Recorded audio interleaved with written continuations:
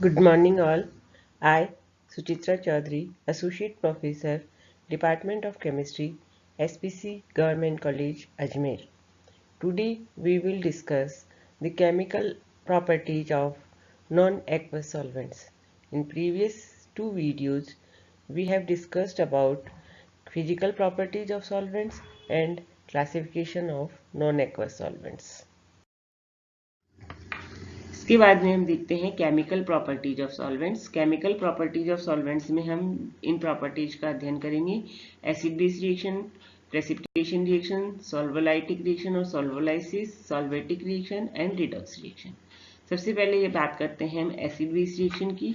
तो acid base reaction can be explained on the basis of solvent system concept. N acid is a substance that by direct dissociation or reaction with the solvent gives the cation characteristic of the solvent, and base is a substance that gives the anionic characteristics of a solvent. For example, यदि हम liquid ammonia लेते हैं solvent के रूप में तो इसमें auto ionization के परिणाम स्वरूप अमोनियम आयन और एमाइड आयन प्रोड्यूस होते हैं। तो यदि रिएक्शन में हमें अमोनियम आयन मिल रहा है तो वो एसिड है और अमाइड आयन मिल रहा है तो इसकी तरह बिहेव करते हैं। फॉर एग्जांपल, अमोनियम क्लोराइड की रिएक्शन हम सोडियम अमाइड के साथ कराते हैं तो हमें सॉल्ट मिलता है NaCl। तो अम्ल और क्षारक अभिक्रियाओं को हम न्यूट्रलाइजेशन रिएक्शन भी कहते हैं और इसमें सॉल्ट फॉर्मेशन होता है, और विलायक चूंकि ध्रुवीय होते हैं तो इनका आयनन स्वतः हो जाता है। नेक्स्ट हमारे पास है प्रेसिपिटेशन रिएक्शन, जिसे हम मेटाथेटिकल प्रोसेस भी कहते हैं। प्रेसिपिटेशन रिएक्शन में क्या होता है? The reaction in which precipitation occurs on mixing two solutions are called precipitation reaction. For example, in water silver nitrate and barium chloride react to give a precipitate of silver chloride leaving barium nitrate in the solution। जैसे हम silver nitrate और barium chloride की reaction कराते हैं water की presence में तो silver chloride का प्रेसिपिटेट हमें मिलता है, उसके साथ में बेरियम नाइट्रेट बनता है। तो कहने का तात्पर्य क्या हुआ? ये प्रक्रियाएं मुख्यतः विलायक की प्रकृति पर निर्भर करती हैं।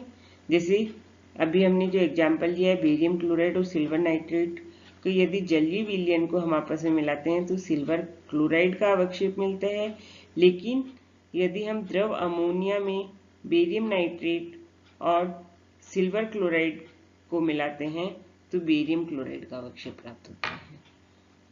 फिर है हमारे पास सॉल्वेशन रिएक्शन, इसे हम विलायकन अभिक्रिया भी कहते हैं।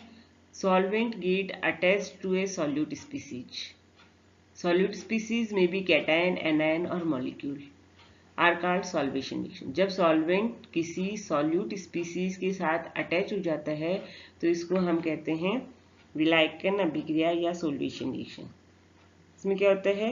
विलायकन अभिक्रिया में विलायक के अणु स्वयं को विलेय के साथ संलग्न या अटैच कर देते हैं और विलायक अणु विलेय के साथ द्विध्रुव हाइड्रोजन बंध या सहसंयोजक बंध के द्वारा जुड़ा हुआ होता है। जैसे हम एग्जाम्पल देखते हैं कॉपर सल्फेट, और यहाँ पे सॉल्वेंट है अमोनिया, ये सॉल्यूट है कॉपर सल्फेट के साथ में ये अटैच हो जाता है और अमोनिएट फॉर्म कर लेता है। कॉपर सल्फेट का अमोनिएट सॉल्ट यहाँ पे फॉर्म हो जाता है। इसी तरह से कॉपर क्लोराइड यदि हम सॉल्यूट लेते हैं और वाटर वहाँ पे सॉल्वेंट के रूप में लेते हैं तो ये हाइड्रेट फॉर्म में कन्वर्ट हो जाता है, अर्थात सॉल्यूट के साथ में सॉल्वेंट अटैच हो जाता है। इसको हम कहते हैं सॉल्वेशन रिएक्शन। इसी तरह से बेरियम सल्फेट सल्फ्यूरिक एसिड के साथ क्या करता है? सॉल्वेट ऑफ सल्फ्यूरिक एसिड बना लेता है। ये तो था सॉल्वेशन रिएक्शन। अगली हमारे पास है सॉल्वोलाइटिक रिएक्शन या सॉल्वोलाइसिस। इसे हम कहते हैं विलायक अपघटनी क्रिया। एक है विलायकन क्रिया जिसे हम कहते हैं सॉल्वेशन रिएक्शन। सेकंड है हमारी विलायक अपघटनीय अभिक्रिया जिसे हम कहते हैं सॉल्वोलाइटिक और सॉल्वोलाइसिस। जिस तरह से हमने देखा था सॉल्वेशन में क्या होता है? सॉल्वेंट मॉलिक्यूल सॉल्यूट के साथ में अटैच हो जाता है। जस्ट यहाँ पे हम क्या देखते हैं? सॉल्वोलाइटिक या सॉल्वोलाइसिस में क्या होता है? Reaction in which solvent molecule react with solute in such a way that the solvent molecule is split up into two parts, one or both of which get attached to the solute molecule or ion, are called solvolytic reaction. Solvation reaction में पूरा का पूरा solvent particle solute के साथ में attach हो जाता है। सॉल्वोलाइटिक जैसा कि इसके नाम से ही प्रदर्शित हो रहा है, लाइटिक मतलब अपघटन।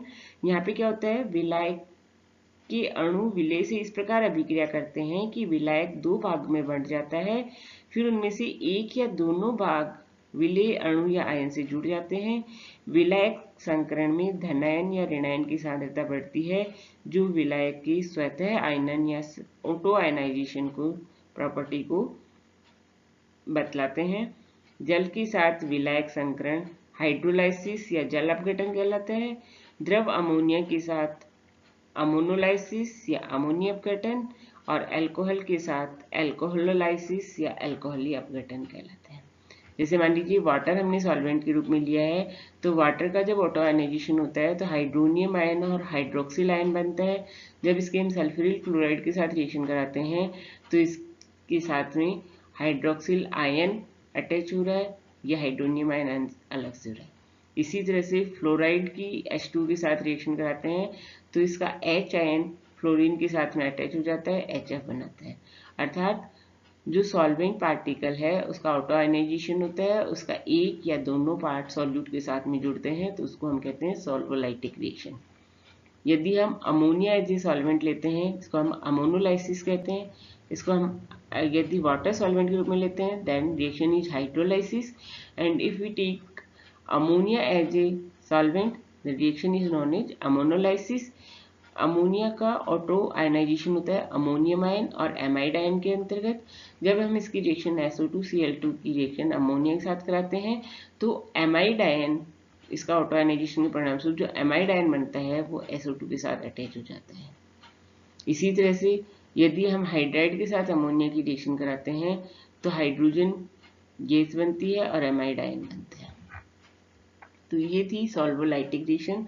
तो you should know difference between solvolytic reaction and solvation reaction. दोनों सॉल्वेंट मॉलिक्यूल सॉल्यूट के साथ अटैच हो रहा है, लेकिन एक में complete as it is solvent solute के साथ अटैच हो रहा है तो उसको हम कहते हैं सॉल्वेशन विलायकन अभिक्रिया। और यदि सॉल्वेंट पार्टिकल डिसोशिएट होकर के कोई एक पार्ट सॉल्यूट के साथ में जुड़ता है तो उसको हम कहते हैं सॉल्वोलाइटिक रिएक्शन या सॉल्वोलाइसिस। देन है रिडॉक्स रिएक्शन। रिडॉक्स रिएक्शन में क्या है, in general the same type of redox reaction occurs in non aqueous media are found to occur in aqueous system. जिस तरह से नॉन एक्वस मीडियम में redox reaction होती है उसी तरह से नॉन एक्वस मीडियम में भी रिडॉक्स रिएक्शन हो सकती है। However, a solvent itself may be susceptible to redox reaction.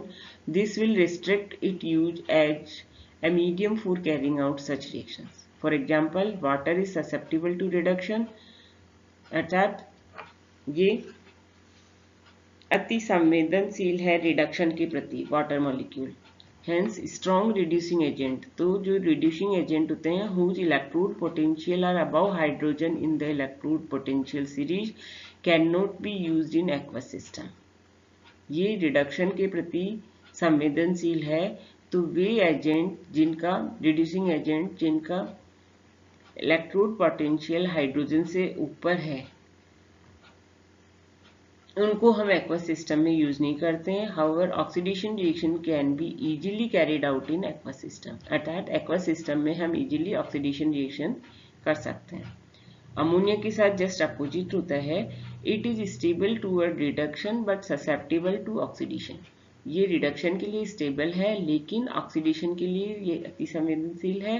This water is suitable medium for oxidation reaction while ammonia is suitable for reduction reaction, and liquid sulfur dioxide on the other hand is inert toward redox reaction.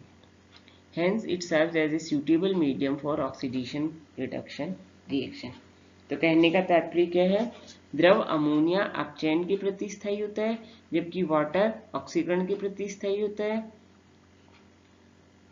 अतः जलीय माध्यम ऑक्सीकरण अभिक्रियाओं के लिए और द्रव ammonia अपचयन अभिक्रियाओं के लिए उपयुक्त होता है, और लिक्विड सल्फर डाइऑक्साइड रिडॉक्स अभिक्रियाओं के लिए अक्रिय होता है, इसलिए द्रव सल्फर डाइऑक्साइड रिडॉक्स अभिक्रियाओं के लिए उपयुक्त माध्यम है। तो ये कुछ थी केमिकल रिएक्शंस सभी नॉन एक्वस सॉल्वेंट्स के लिए, जो हम इंडिविजुअल जब एक एक एग्जाम्पल लेकर स्टडी करेंगे तो इन सभी उसकी फिजिकल पैरामीटर्स और उसकी केमिकल रिएक्शंस को स्टडी की जाएगी। यहाँ पर हमने 5 केमिकल रिएक्शंस देखी, acid base reaction, solvation reaction, solvolytic reaction, precipitation reaction and redox reaction. तो इस तरह से हमने इनकी केमिकल और physical. So, thanks for hearing this lecture patiently. If you have any problems or queries, you can ask me in the chat box or in your respective WhatsApp groups. Thank you again.